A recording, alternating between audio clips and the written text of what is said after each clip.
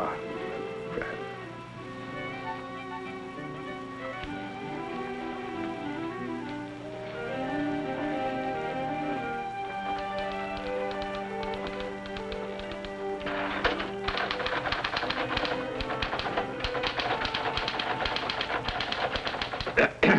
Oh, Mr. Bradford, I didn't hear you. Well, you were whipping away at that letter as if your life depended on it. Well, it does. My boss wants it finished by 5 o'clock, or else. Your boss? Well, I have a hunch I won't be able to boss you around much longer. Incidentally, did you hear from that son of mine today? Just a few lines. He's cramming for his finals. Oh, don't worry, he'll make it with flying colors. As if you didn't know. Well, I like to hear it just the same.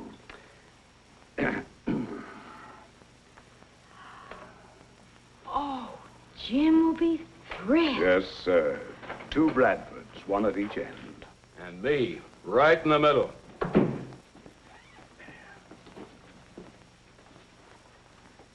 Just a rose between 2 thorns. Well, you agreed we need new blood in the organization. Yes, but it's a pretty steep price to pay. Steep price? Oh, we're gaining a partner, but we'll lose the best secretary we ever had. Oh, no, we're not losing her, Rex. We're just tying her up to a lifetime contract. How about that? Has he popped a question? Not yet. To use one of your own expressions, Mr. Barton, I'm waiting for a sealed bid and a firm commitment. I wouldn't be surprised if things were finalized right after graduation. Have you told him about this? No, I'm saving that as a surprise for his graduation party next week. I'd like for you to look over these plans, John. Sure.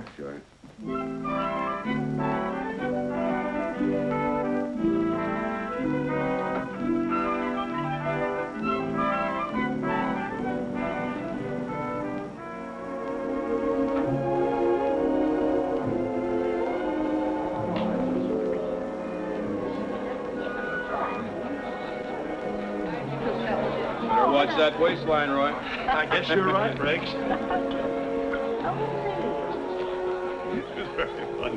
Well, excuse me, I'll see you later. That's quite all right. Having a good time, Rex? Wonderful, John. Say, you're fairly busting with pride tonight. You certainly are, John. Well, after all, when you have only one son, an occasion like this comes only once in a lifetime.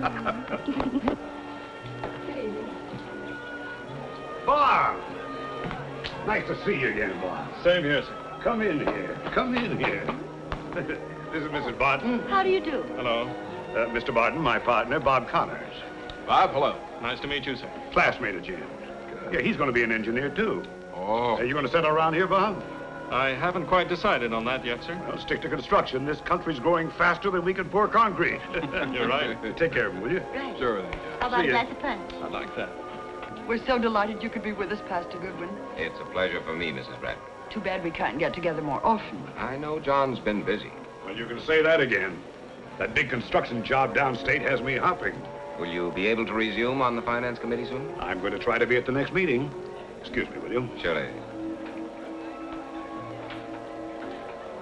I've been waiting for that piece of parchment ever since Jim started kindergarten.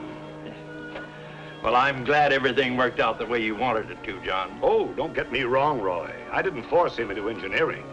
He always seemed to have a natural bent for it. Rex, Roy and I have just been talking about Jim. Now that he's coming into the firm, we can make some important changes. Yes, we certainly can. Now I'll be able to get away from that desk once in a while. Rex detests paperwork.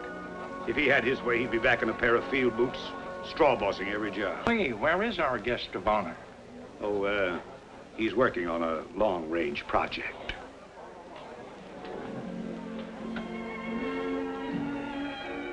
Looks more like close range to me. We really should go in. Your father will be wondering what happened to his new junior partner. What is it, Jim? Alice, I'm not going into the firm with Dad. I'm going to study for the ministry. I've been wanting to tell Dad that for a long time, but I guess I was afraid of what it might do to him. I know he's had this dream ever since I was a kid. He used to spend hours teaching me to build things. He's gone through life convinced that I'd follow in his footsteps. I should never have let things go this far. Alice, Can you understand that sometimes a man must put aside everything and dedicate himself to a new life? A life to which God has called him. Well, I think I understand, but well, your father. He's got to. He's got to realize that it wouldn't be fair to him or to me if I felt my place was in the ministry and I went into the firm just to keep peace in the family. When did you know, Jim? Well, I'm not sure. It must have started while I was in the Pacific. There were times when I was very sure. And there were moments when I wasn't. But now I'm more certain than I've ever been of anything in my life. Oh, you'll be terribly upset. It would have been so much easier if you'd have told him before all this. I know. But he'd already started preparations. He's enjoying it. Are you sure you're doing the right thing, Jim? Alice, this thing's grown on me until it's too deep and too strong to ignore. I know what it'll mean. I know the changes it'll bring. But there's one thing that doesn't have to change. I remember another time, Jim was 10. We gave him a dog for his birthday, and he built a reinforced concrete doghouse in the backyard with a foundation a foot deep and walls 8 inches wide. To make matters worse, he built it right on the edge of the driveway. It's taken dynamite to move it. It's a traffic hazard for years.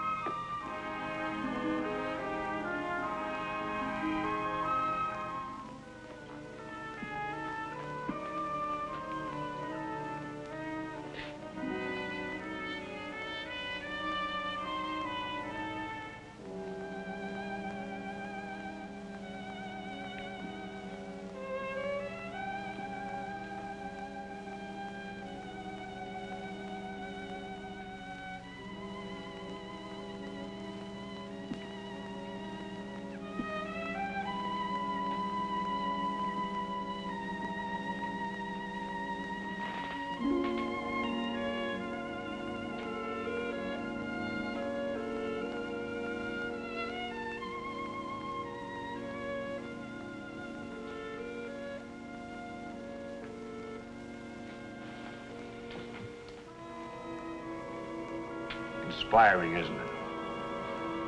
I thought you'd turned in long ago. This is when I do my best thinking. Look at it, Jim. It's asleep now, but it's alive. Has a nervous system, a life stream, brain, hidden away somewhere. Heartbeats that never stop, and it grows. Grows just like a man, building new strength, renewing itself, just like our bodies build new tissues to replace the old ones. It's a process that never stops. Decided on another kind of work. I'm going into the ministry. You're what? I'm applying for admission to the seminary in the fall. You must be out of your... Are you serious? I've never been more serious about anything in my life. But, son, your whole life has been cut out for you. Everything you've ever done has been pointed toward engineering ever since you were a little boy. I know. But, Dad, let me tell you this. When I came back from the war, I did a lot more thinking than I'd ever done before. Oh, well, that's natural. Everyone has to readjust himself to civilian life. No, it was more than that. I began to think about life. What it's all about. What am I here for? How can I make the best possible use of my life? So many know so little about Christ.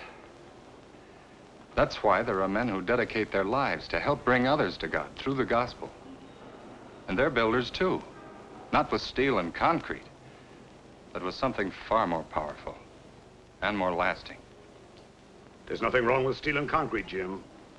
We can hold up our heads to any man. The Lord expects us to do the work we're best suited for. Did you ever stop to think that for every man like you with an engineering degree, There are thousands who don't know a slide rule from a T-square. Our modern complex civilization needs the slide rule men. It won't get very far without them. Without the others, it won't get any place.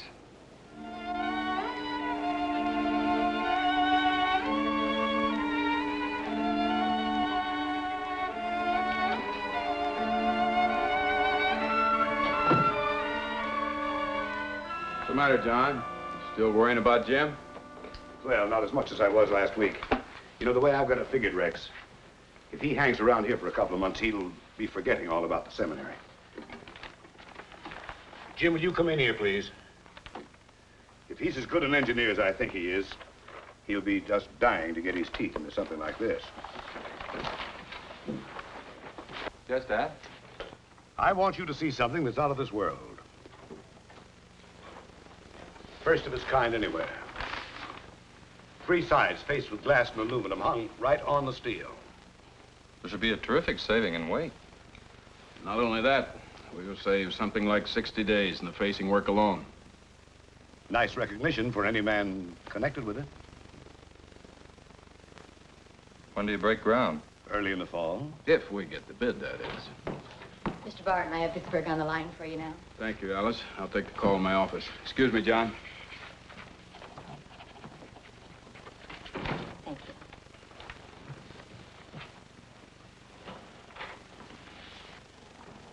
There's another reason why you should stick to engineering. Do you think Alice is cut out to be a minister's wife? Remember, she's one girl in a million. Do you think you're being quite fair to her? Dad, I'd rather not discuss this any further.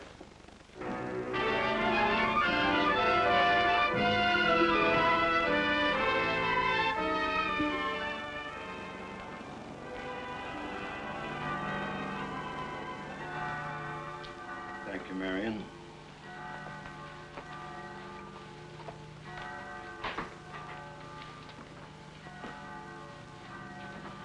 Oh, dear, aren't you ready for church?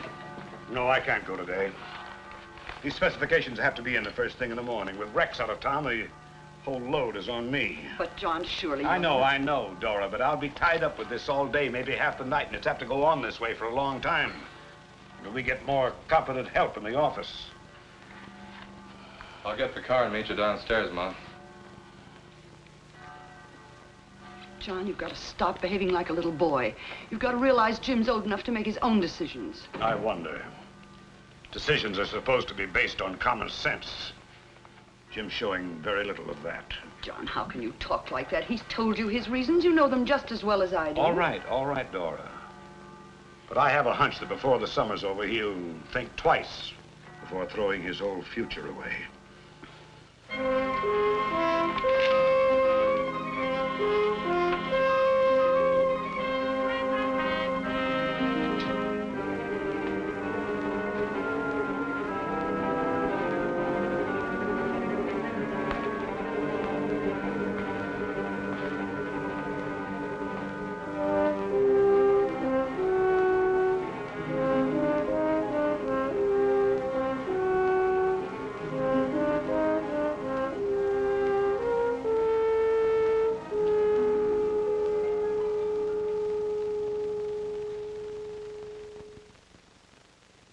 I tell you, it's absolutely ridiculous. I'm not going to let you throw away the rest of your life. But, Dad, if you'd only try to understand. What is there to understand? You've proven you're a born engineer. You don't have any right to throw that knowledge away for something you don't even know you're fitted for.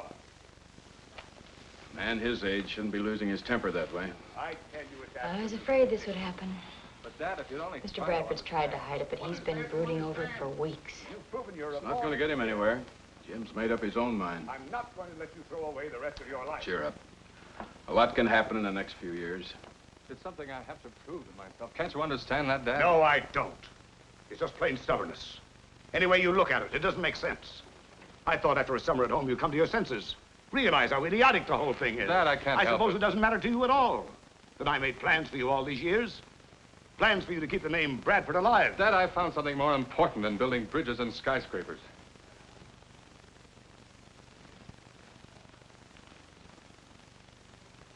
Okay. Okay, Jim, let's not argue anymore. I'm sorry. I lost my temper. If you're set on becoming the Reverend Bradford, give it a trial. Get it out of your system, and you'll find a place here waiting for you. Thanks. I'll remember.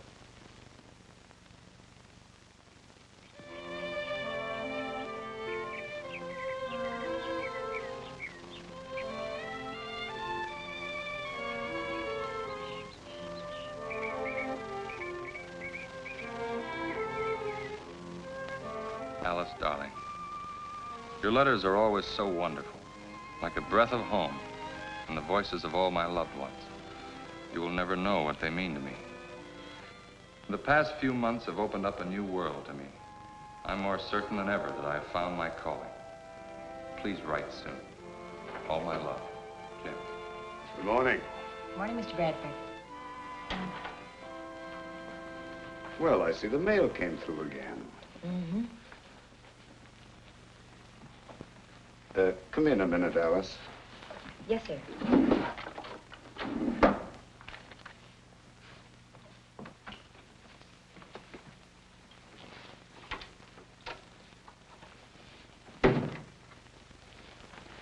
What did Jim have to say?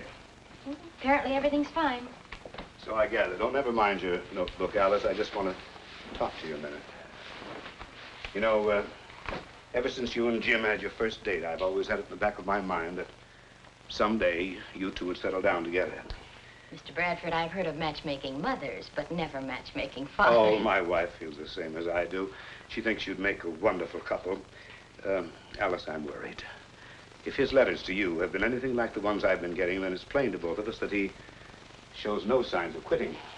Well, he does seem wrapped up in his work more than ever. Yes, that's what I mean. I think it's time that we started to do something about it. We? You. I don't think he'd listen to me anymore, but I think you might be able to persuade him.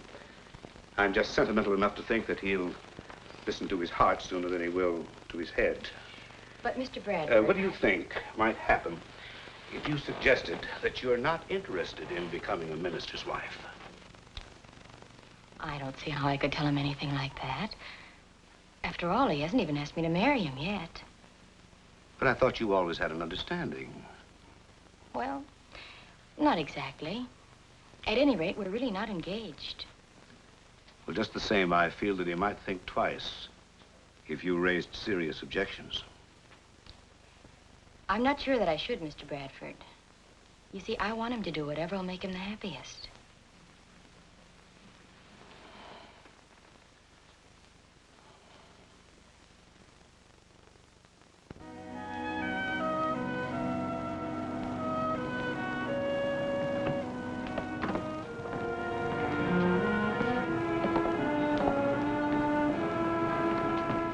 Nice sermon, Pastor. Thank you, John. Good morning, Dora. Good morning, Pastor. What do you hear from Jim? Nothing new. The same old thing. You know, Pastor, after a whole year, John still thinks Jim will change his mind.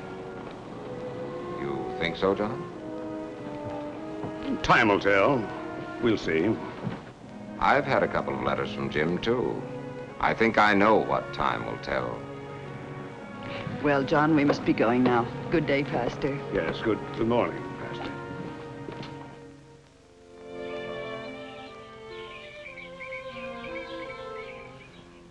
Seems I've been busier this semester than during my first 2 years, but darling, I'm really enjoying it. Naturally, one of my favorite subjects has been our correspondence course. I watch for the mail delivery every day. You'll never know what your letters have meant to me. It wasn't a bad job, Mr. Bradford, but I am looking for a new connection. Something more permanent. Something I can grow with, sir. I see. You may remember that Jim and I were in the top 10 in our class when we graduated. Yes, it looked like both of you were going places. Bob, I'd like to have you with us, but I'm going to be frank with you. You know that Jim was supposed to come into the firm. Yes, he mentioned it quite often. And in spite of what's happened, I still have hopes that he'll be with us. He has another year before he graduates from seminary, and by that time we should know definitely. Meantime, you understand my position. Well, of course, sir. And you keep in touch with us, Bob. I'll do that, sir. Good luck. Thank you very much.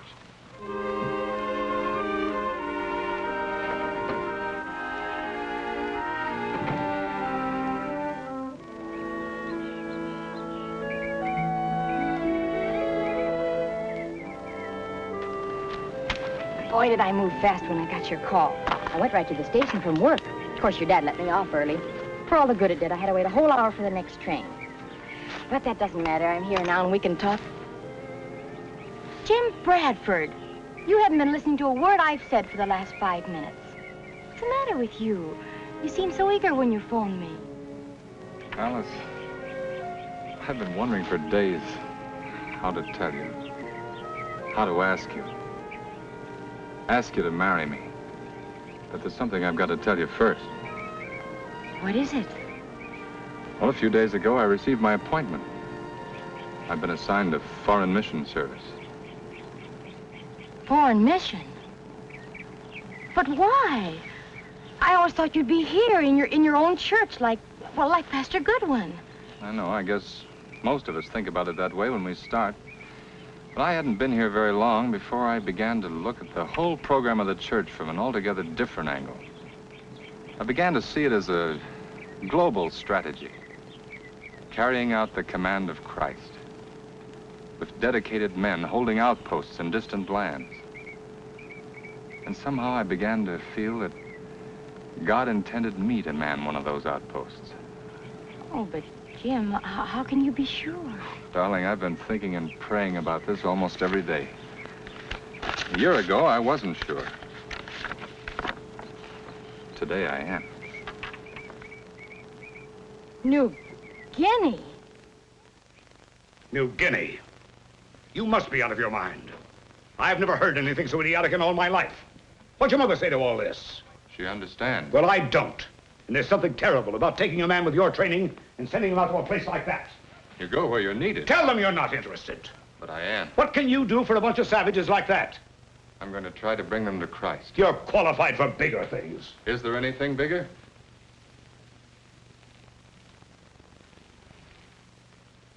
Well, what about Alice? What does she say to all this? Well, she hasn't made up her mind yet. Yeah. I have a hunch she has more sense than to waste her life in a place like that. Whatever possessed you to even think of such a thing? Well, it's not easy to explain what possessed me, Dad. But once it started, I couldn't think of anything else. I mentioned the war before. That's when it began. That's when I began to see that the war we were in would never be won with bullets and bombs. As we pushed through island jungles, we came face to face with people who couldn't understand the bullets that killed and maimed, nor the bombs that ripped their homes apart. We told them we were fighting for their freedom, and we were. But freedom's hard to understand on an empty stomach. We told them we were Christians, fighting against godlessness. But in their silent faces, we read the question, what had our Christianity brought them, except suffering and destruction and death? And sometimes even I wondered, but I thanked God more than once that I'd been brought up in a Christian family. Well, one day, while we were on our way back to the front, we were having a hot discussion about religion, when one GI in our squad blew his top. Ain't that a laugh? Now, ain't that a laugh? The whole blasted world is blowing up in our faces, and what are we doing about it? What's religion doing about it? What's the church people doing about it? Except sitting on benches and singing hymns, and then start yapping about sweetness and light. Boy, oh boy. Look how that sweetness and light is saving the world. Why, if they had half the guts of half of the guys in this outfit, they'd shut their big fat mouths and start doing something about it, and quit their lousy psalm singing. No. They put a couple of bucks in the collection plates and start singing hallelujah. They're doing a lot more than you think. The trouble with you, Burr, is you're too busy shooting off your mouth to find out. Yeah? Well, what about that brotherly love they're always spouting? Maybe we could use some of that brotherly love around here. Like those kids we saw in the village living in those stinking, rotten houses. Maybe they could use some of it. And those mothers crying their eyes out. And those scabby old guys dying in the streets. Maybe they ain't neighbors, is that it? Well, sure they are, but you can't expect the people in the churches to change the whole world overnight. Baloney. They've had 2,000 years to do it in. What do they got to show for it? And if those starched shirts who sit with their hands folded over their big fat bellies every Sunday really mean what they say about religion helping people, why don't they do something about it? Why don't they quit shining pews with the seat of their pants and get over here and get to work? Or they're afraid they'll get their pretty manicures all mussed up. If you ask me, they're all a bunch of lousy, stinking hypocrites. They're gold breakers, all of them. They ought to put up or shut up!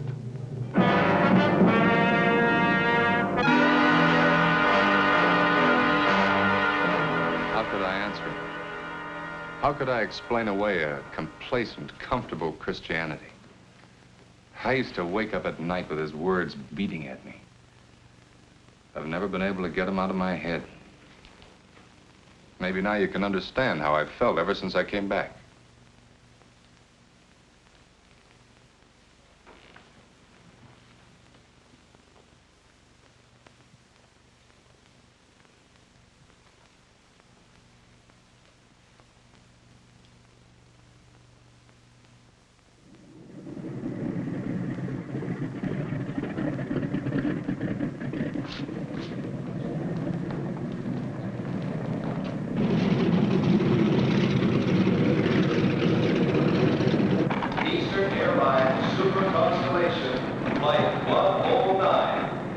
John, even if you do think he's stubborn and maybe foolish, deep down in your heart, aren't you proud of him?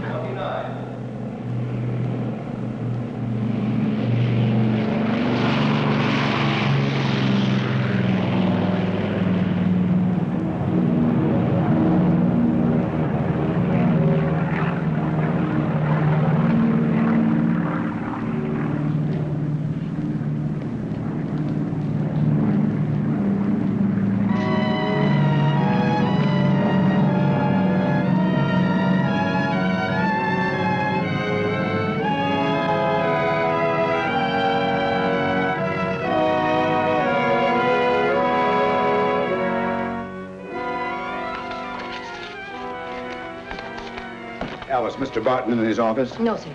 Oh, Mr. Connors is joining the firm, starting immediately. Nice to have you with us, Bob. Thank you. I might as well warn you that Alice is the real boss around here, and if you want to get along, stay on the good side of her. Confidentially, don't you believe a word of that boss business. Come on, I'll show you your office. All right, sir.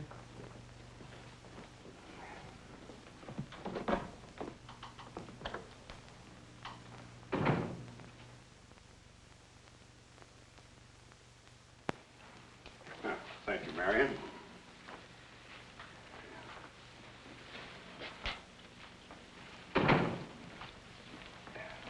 Hello, dear. I expected you long before this. Oh, I was detained at the office. Is dinner just about ready? Dinner can wait. Take a look at this. Jim. Well, it's about time we had a letter. I've been so busy, I practically lost track of time, but in the evenings, my thoughts always return to my loved ones at home. I often wonder what you're doing, and sometimes, strangely, what you're having for dinner. Well, Mom, I sure miss those wonderful Swedish meatballs you used to cook for me.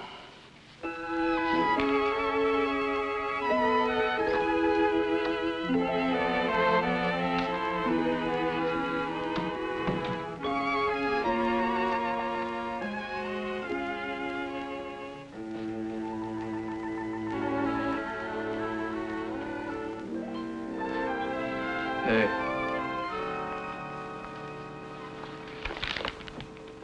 How about lunch today, huh? I know a nice, quiet little place where we could talk about dinner for tonight. Don't you ever think of anything but food? Oh, the food's only a decoy. I see. You do all your trapping with vitamins. Yeah, well, it's all I can afford. Well, I can't promise about dinner, but I always go to lunch at 12. Fine. See you then, huh?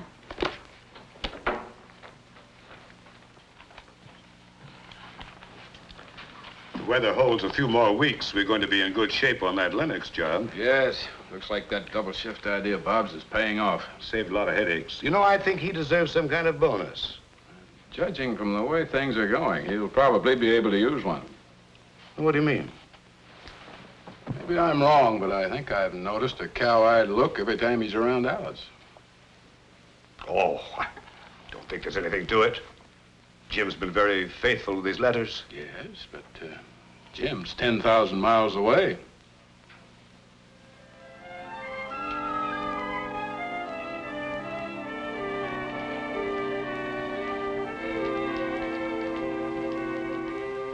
You know, John, I was just glancing through those old snapshots we took, especially the ones of the lake. And I can almost smell the pines. If we go this year, could we go early? Well, depends on what you call early. You remember that time we went up in May? Had frost every morning? Seems like such a long time ago. Wasn't that the year that Jim helped the beavers build their dam out back of the cottage? Yes. Nearly flooded us out when it broke. I think he realized after that he wasn't as smart as the beavers. Thought we'd have a letter from him today. Busy as he is, can't expect a letter from him every day. I know. Alice hasn't heard from him for several weeks either. I have a feeling that he and Alice are drifting apart. It isn't easy to keep a romance alive when you're 10,000 miles away. I always dreamed that Jim and Alice would marry. Yes, I thought so too. She hasn't seen Jim in over a year. And she's with Bob Connors every day of the week. You really think it's possible for a girl like Alice to forget Jim so soon? Oh, I never went along with that old idea about absence making the heart grow fonder. Something inside tells me that Alice will never forget Jim. Well, in spite of your woman's intuition, I'm afraid it's turning out the way I've been suspecting all along. I don't think Bob can sweep Alice off her feet. She isn't the kind that sweeps so easily. Hello, Marion. Good morning, you lucky, lucky people. Good morning, dear. What's this about being lucky? Oh, just to be alive on such a wonderful morning in such a wonderful world. Sounds like your boss just gave you a raise. Better than that. I'm quitting. I received a proposal last night. I'm getting married. Well, aren't you going to congratulate me? He's really a wonderful man. Oh, yes, I know, of course he is. It's just that, well, it's so sudden. Are you sure you're doing the right thing? I've never been more sure of anything. Any girl should be able to make up her mind in 6 years. I didn't realize you'd known him that. I'm leaving next month for New Guinea. Oh, I'm so wonderfully happy, dear. May God bless you both. Alice, it's just everything that I've always wanted. Oh. Hold on, wait a minute. You said he proposed last night? Is he? No, it was a cablegram. I'm sure it was the shortest and most expensive proposal ever made. What did I tell you? I knew all along this was going to happen.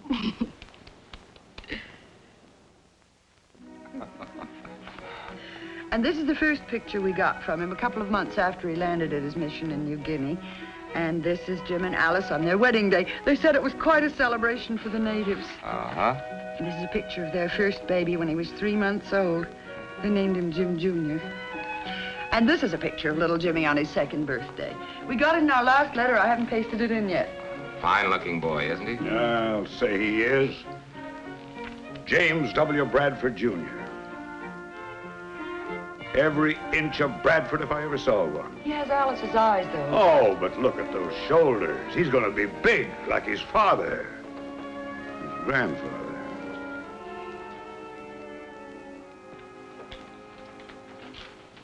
About a half hour ago? Thank you very much. Goodbye.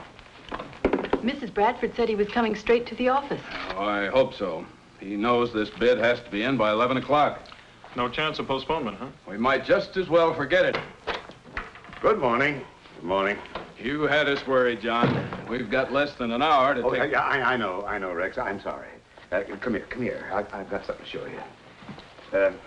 It came in the mail this morning. First pictures of my new granddaughter. Just look at that. Isn't she a beauty? Oh, she is cute. Yeah, Nick named her Jody. Jody.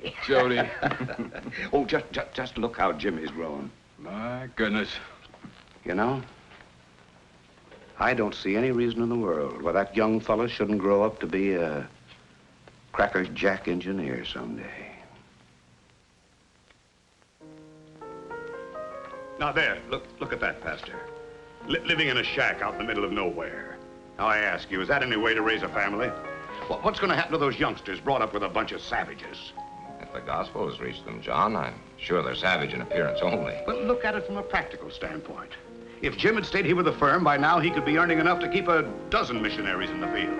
I dare say he could. Well, then wouldn't it be just plain common sense for him to stay home and contribute his money? John, there are millions of us here at home with the means to support our missions, but only a chosen few have the qualifications and the consecration to do what Jim's doing.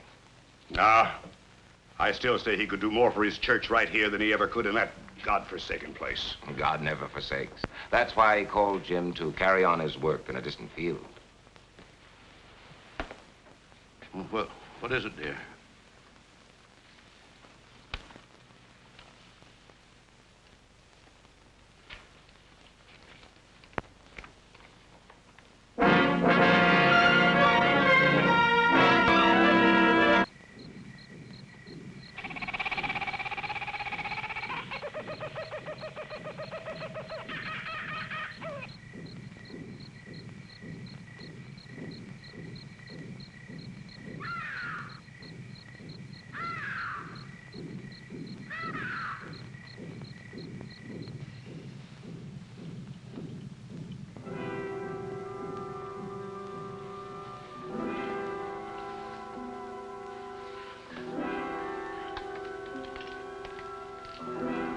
He will sleep now. Better get some rest, Mr. and Mrs. Bradford. You too, Alice. Get some rest.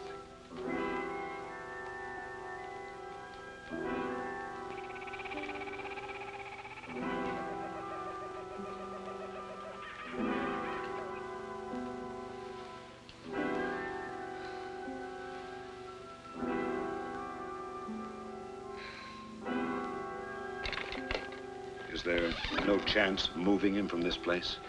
Not until the fever is down. Then we'll fly him out to my bang. How soon do you think that would be? Can't say yet.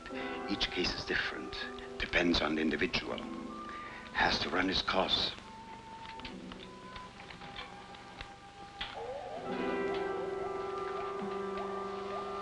With all in, Alice.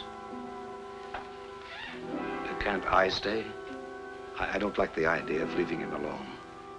He won't be. My wife is a registered nurse. She will be on duty tonight. I'll wait till she arrives, Doctor.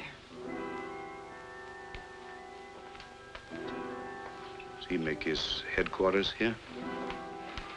No, he and his wife are stationed at the hospital at Madang.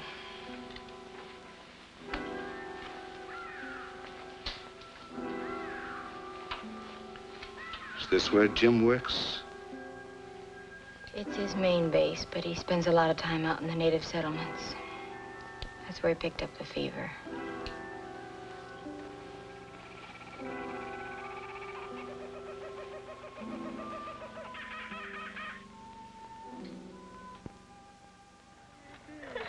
That's work time, Papa. It's work time.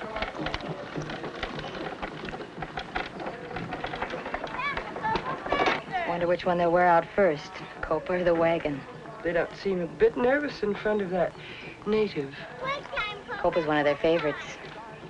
A houseboy? A medical orderly and our best interpreter. He was one of Jim's first converts. Alice, I'm terribly worried. We've got to get Jim away from here. I've prayed that we could, but Dr. Newman insists he's in no condition to be moved. I mean, after he's well, isn't there a chance that he'll come home to stay? It would please Dad so much. I know. I used to ask myself the same question when I first came out here. I was homesick and miserable. Then when the children came, I began worrying about them and their future. I don't know, after a while you forget all about your own problems. There's so much to do. The work at the mission becomes your whole life. It's greater than any material reward. It comes from knowing that you've brought these people to their Savior. I'm sure that Jim knew when he was in the seminary that This was the work God wanted him to do.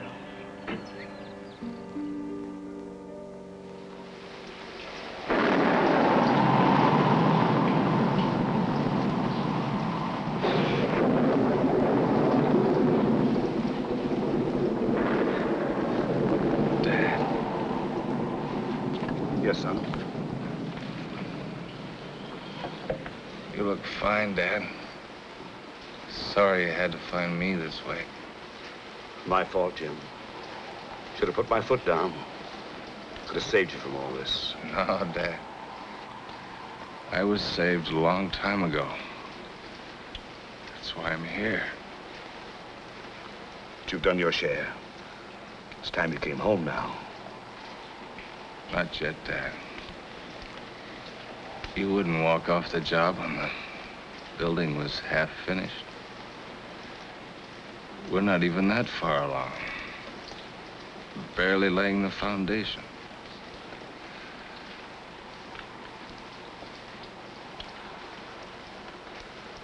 Anything I can do, son? Anything?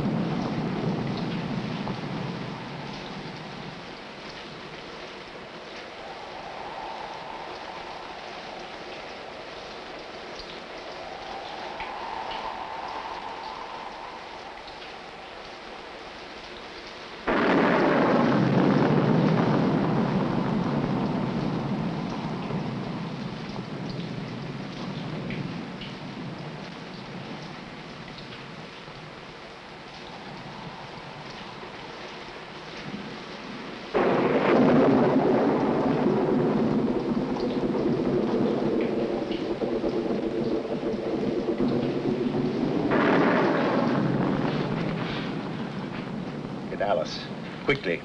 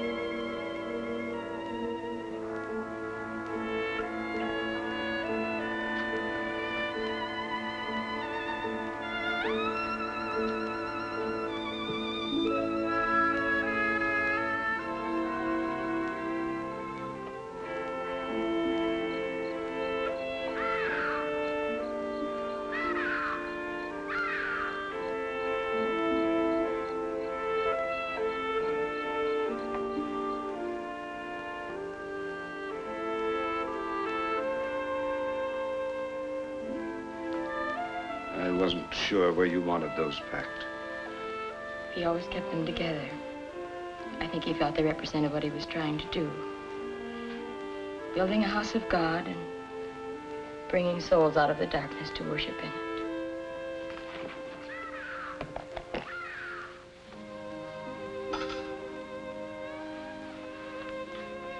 When I asked him if I could help, if there was anything I could do, he just handed me this. Have you read it? Some of it. I'm not sure I understand. I used to think I didn't either. Then after I read it a few times, something came to me that Jim never put into words. I think that's what he wanted to tell you, too. It's a record of his work. And like his work, it's unfinished.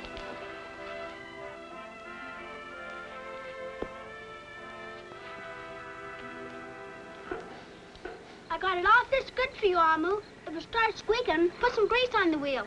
Go up and show him take away cry blong wheel. Come now, it's bedtime. Wagon's bedtime, too. No, Jody. You and Jimmy gave it to Amu, remember? Good night now. Say good night. Night. Night, Amu. Sit down, wheel.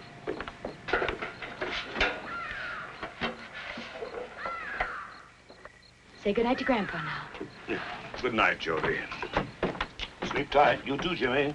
We got a big day tomorrow. Do we go to sleep on the airplane when it gets dark? Yes, sir. All the comforts of home. Grandma will tuck you in, and I'll be in later to hear your prayers.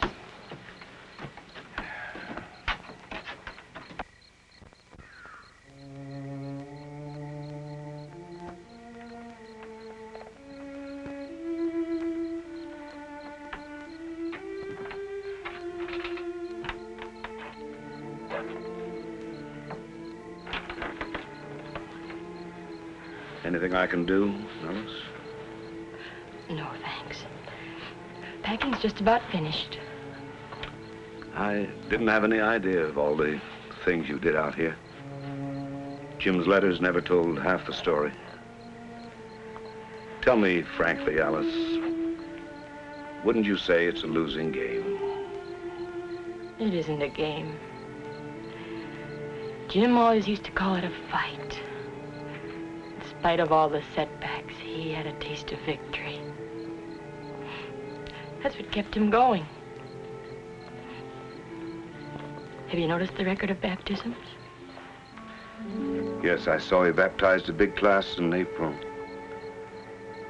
Jim must have been very gratified. Sometimes I wonder. Dad, you wouldn't wonder if you knew what the gospel really means to these people. They've always lived in a life of misery and cruelty. Their language doesn't even have a word in it that expresses hope. And then when they learn that there's a God of mercy instead of vengeance, that in his world there's love instead of hate, and that through Christ he offers salvation and eternal happiness. To them, it's just like stepping into a brand new world. If you could see them then, you'd understand.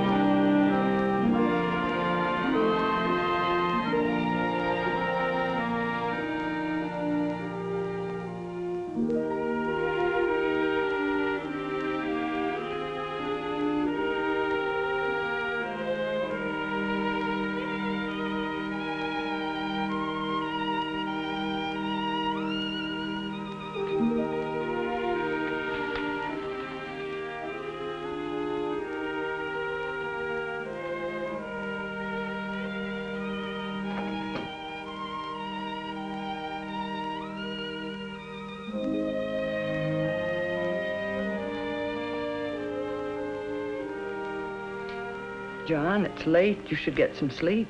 Oh, it's no use. I can't. Dear, I wish you'd stop reading Jim's diary. Always something new. Something I never understood before. I know it makes you feel closer to him, doesn't it? Very close. Here, just read this page.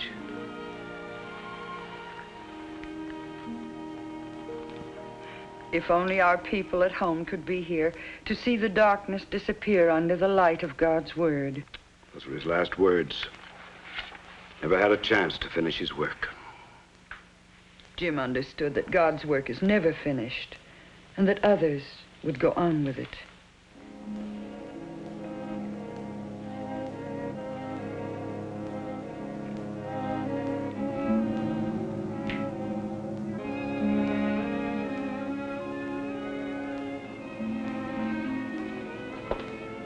Hurry and get your coat, Jimmy.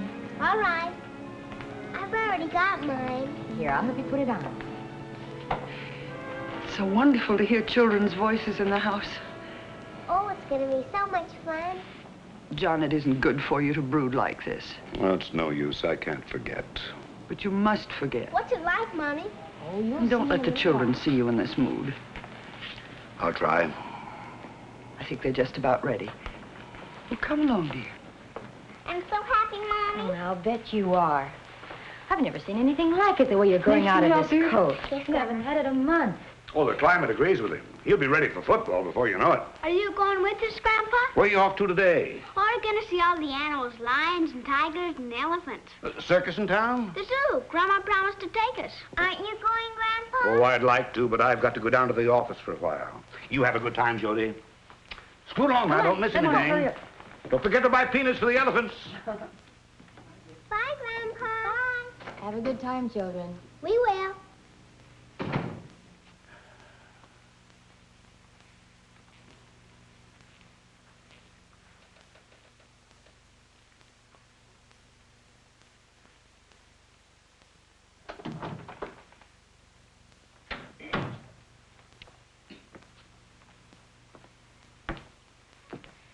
Maybe you should have gone, Dad. A little change might have been good for you. Oh, it isn't easy to forget the past. I know.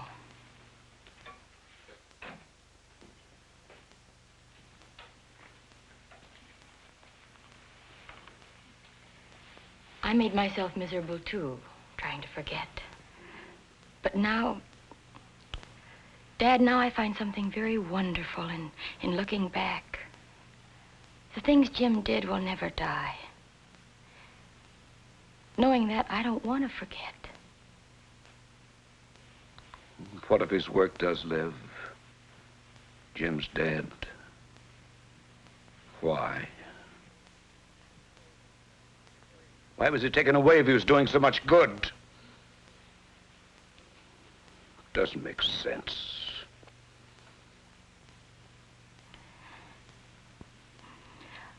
I don't understand it any more than you. But I know that Jim died doing the work that God gave him. God must have had his reasons.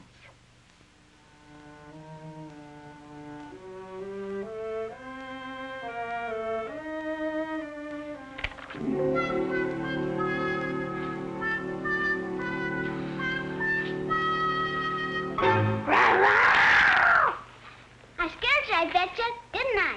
You sure did. I thought I was a goner. I went to a Halloween party and scared all the kids good.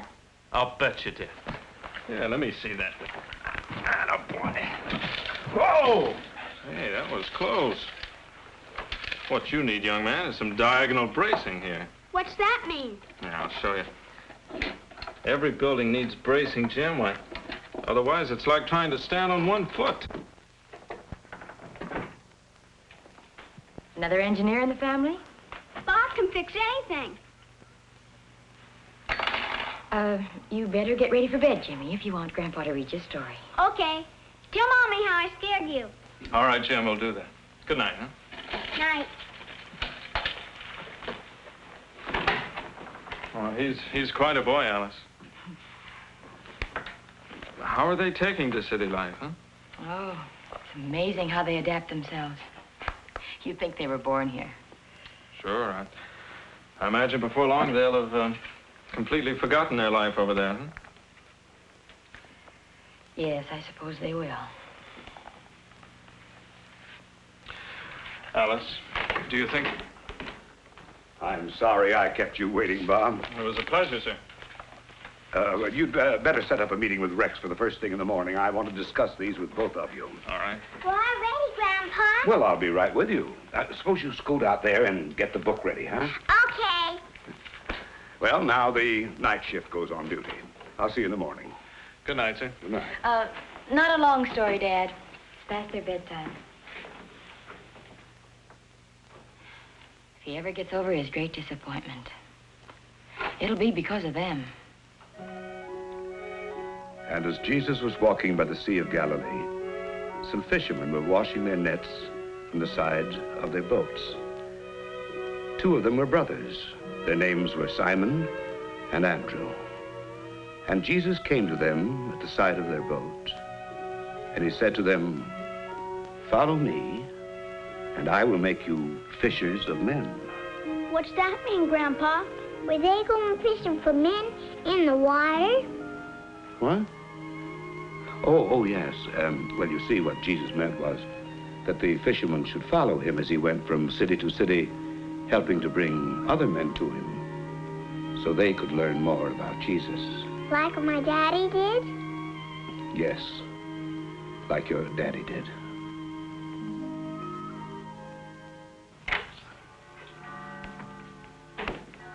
Are the children ready yet? In a few minutes. I didn't have a chance to mention it last night. Got a letter from Gertrude Newman. Remember her, the doctor's wife? Sure. They just returned to Madang after a few weeks at the mission. She said they're facing a serious problem. You see, Dad, they haven't yet sent anyone to replace Jim. They haven't? Why not? Well, there just aren't enough workers to go around. Alice, could you help me a moment? I'll be right there. Oh, Gertrude said Cope has been running the mission practically single-handed. I better go help Mother.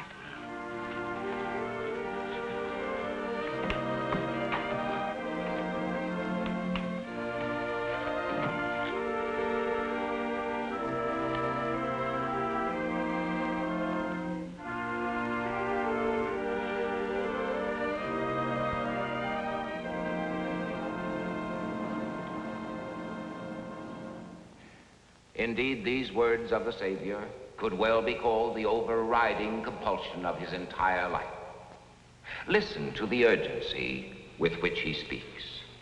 I must work the works of him that sent me while it is day.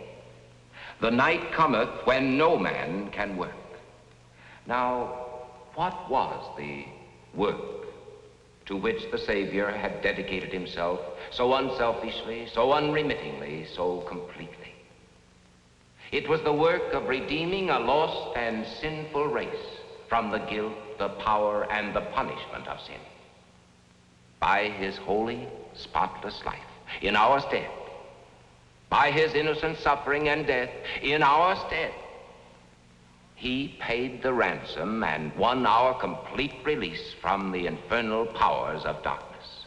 That, above all else, is what he meant when he said, I must work the works of him that sent me. And do you know what he's saying to you and me today? As my Father hath sent me, even so send I you. We too have a divine mission here on earth. Ours is the task of proclaiming far and wide to all men everywhere the glorious news of their redemption through the life and death of Jesus Christ, our Lord. Now, honestly, how much are we doing to fulfill the Savior's purpose here on earth? How much are we giving of our time, our talents, our possessions, of ourselves, in order that the unfinished task which he has placed before us may be carried forward? Well, we sit here on Sundays. We bring our offerings. We sing our hymns of praise. But Christ did more than sing. He did more than give. He worked and bled and died in order that all men everywhere might live. If only our hearts might be touched by the warmth and fervor of his love. If only our eyes might catch the vision that was his. If only our lives might be completely dedicated to his purpose, the spreading of the gospel to the ends of the earth. If only, like him, we might hear that inner voice at the dawn of each new day which says, I must work the works of him that sent me.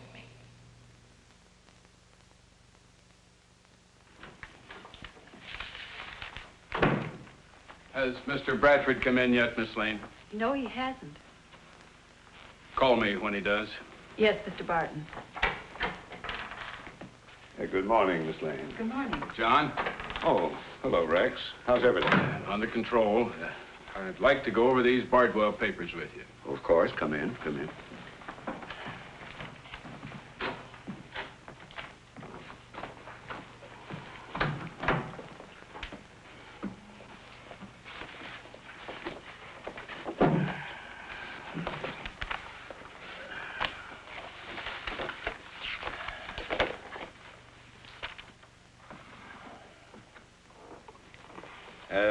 Could we let this go for a while? I suppose so. What is it, John? I gotta get away for a while. Maybe for a long time, but I'm sure that since Bob's taken hold, the two of you can get along without me. You've earned a good rest. Oh, no, nothing like that. But I'm going to try and pick up where Jim left off. You doing missionary work? In a sense, yes. I don't get it, John. Ever since I came back, an idea has been growing in my mind like I did with my son a long time ago. Of course, we can't all be foreign missionaries like Jim. But we can do something that the church has been stressing for years. What's that? We laymen have a job to do. Recently, I attended a national meeting of the leaders of our church, and Rex, I've had my eyes opened. There's a great need all over the world today, and perhaps I'm not too late to make people realize how vital it is. I'm going to do a lot of work right here at home. It's not going to be easy. Probably be the toughest job I ever tackled in my life. But it's something that would have made Jim very happy.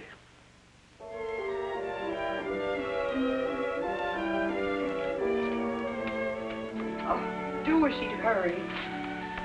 Don't worry, Mrs. Bradford. There's plenty of time. That's right, Mother. Train doesn't leave for a whole hour now. Grandma, are you going to go away with Grandpa? No, dear. Your Mommy and Bob are going to take Grandpa to the station while I put you and Jody to bed. You know, I don't think I've ever seen him so excited about anything. He spent half the evening getting ready.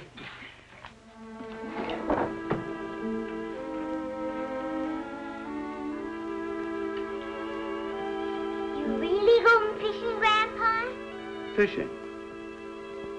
Well, now, whatever put an idea like that in your little head? Mommy said you were like the men Jesus talked to in the Bible book. Oh, no, not quite, but something like that. Here, you sit on Grandpa's lap and I'll try to explain. You remember Amu, the little boy in New Guinea, the one you gave your wagon to?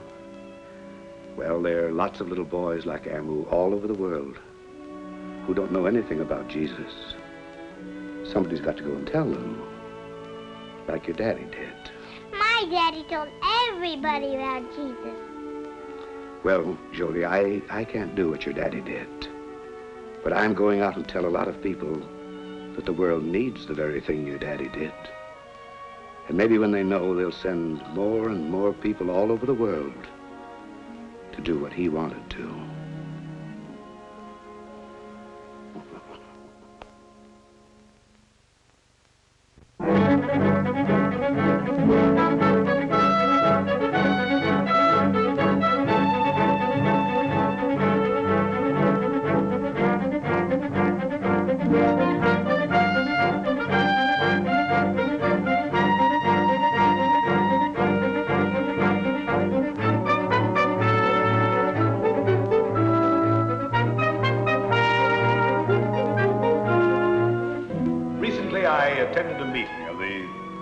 Our church.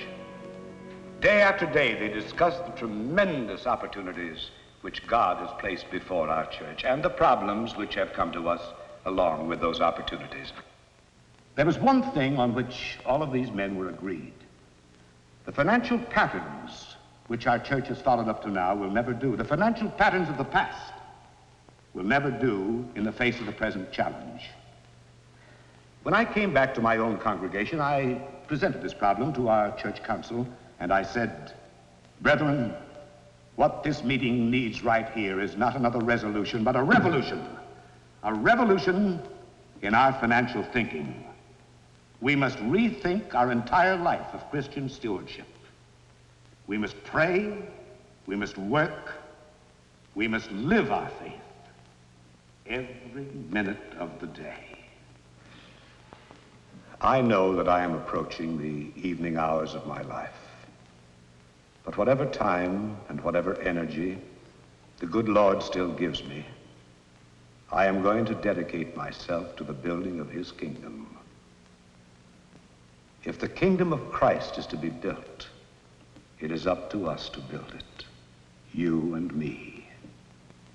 It is up to us to carry on the unfinished task which he himself has left us.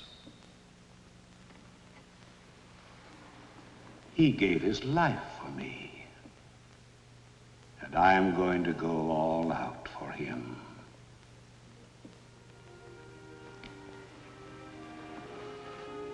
Some time ago, I read a passage of the Bible written on the flyleaf of a missionary's diary. A passage I shall never be able to forget.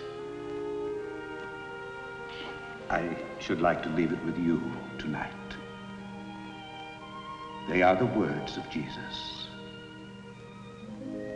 I must work the works of him that sent me while it is day. The night cometh when no man can